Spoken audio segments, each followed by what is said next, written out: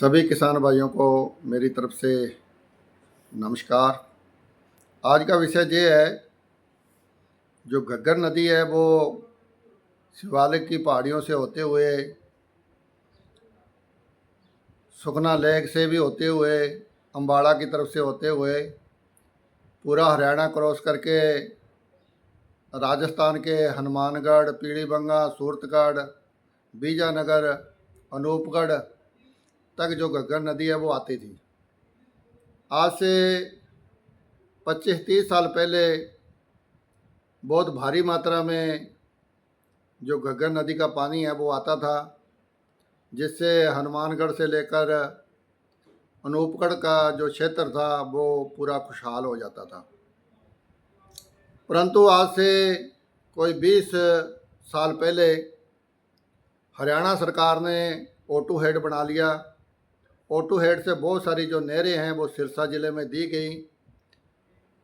घग्गर नदी का पानी O2 हेड में इकट्ठा किया गया और उसका सिंचाई के लिए जो सिरसा ज़िला है उसमें उनको दिए गए सिंचाई के लिए, और राजस्थान को जो पानी देना है वो बंद कर दिया गया। लगभग राजस्थान को इस हालात में ही पानी मिलता है जब वो पानी ओवरफ्लो हो जाता है।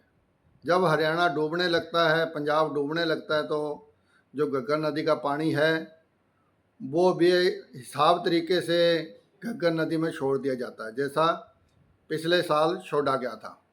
अगर पानी कम आता है तो एक बूंद भी जो घग्गर नदी जो O2 हेड है उससे आगे नहीं छोड़ते।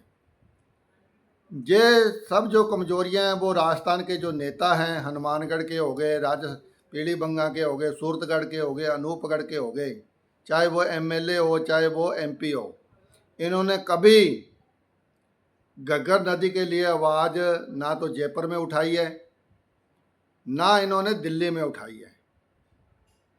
घग्गर नदी एक अंतर्राष्ट्रीय नदी है, क्योंकि चंडीगढ़ से होते हुए, हिमाचल से होते हुए पंजाब आती है, पंजाब से हरियाणा आती है, हरियाणा से राजस्थान आती है। 4-5 प्रदेशों में ये जाती है। उसमें अकेला हरियाणा उस पानी का इस्तेमाल नहीं कर सकता था, परंतु ये जो क्षेत्र है इसमें बड़ा नेता कोई है नहीं, उसने आवाज़ उठाई नहीं, ना तो जयपुर में उठाई ना दिल्ली में उठाई। इस कारण O2 हेड बना। O2 हेड में राजस्थान का जो हिस्सा है वो 0% भी नहीं है। जब पानी अधिक हो जाता है तो बेहिसाबा छोड़ा जाता है, जिससे राजस्थान के किसानों को, आबादी क्षेत्र को नुकसान होता है। और जब कम होता है तो पानी बिल्कुल नहीं छोड़ा जाता, सिरसा जिले में सिंचाई की जाती है। जो राजस्थान का हक है, किसानों का जो हक है वो नहीं दिया जा रहा। भारतीय किसान संघ हो, किसान यूनियन हो, कांग्रेस हो, भाजपा हो, इन्होंने कभी संवेदनशील तरीके से घग्गर नदी के लिए कुछ भी नहीं किया।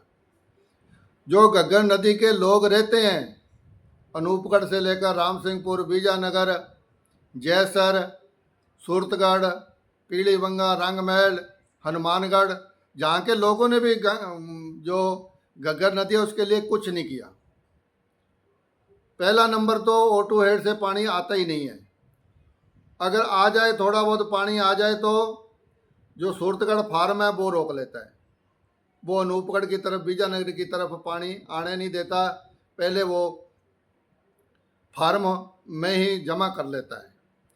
तो किसानों को, जो घग्गर नदी क्षेत्र के किसान हैं, उनको दोहरी मार पड़ रही है।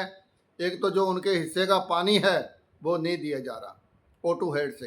अगर दिया जाता है तो सूरतगढ़ फार्म, जयसर फार्म में रोक लिया जाता है। अनूपगढ़ तक पानी जो है वो आता नहीं है।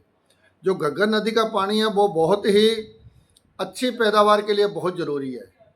अनूपगढ़ से लेकर हनुमानगढ़ तक का जो एरिया है, इसको धान का कटोरा बोला जाता है, चावल का क्षेत्र बोला जाता है, जो सबसे ज़्यादा इस क्षेत्र में होता है।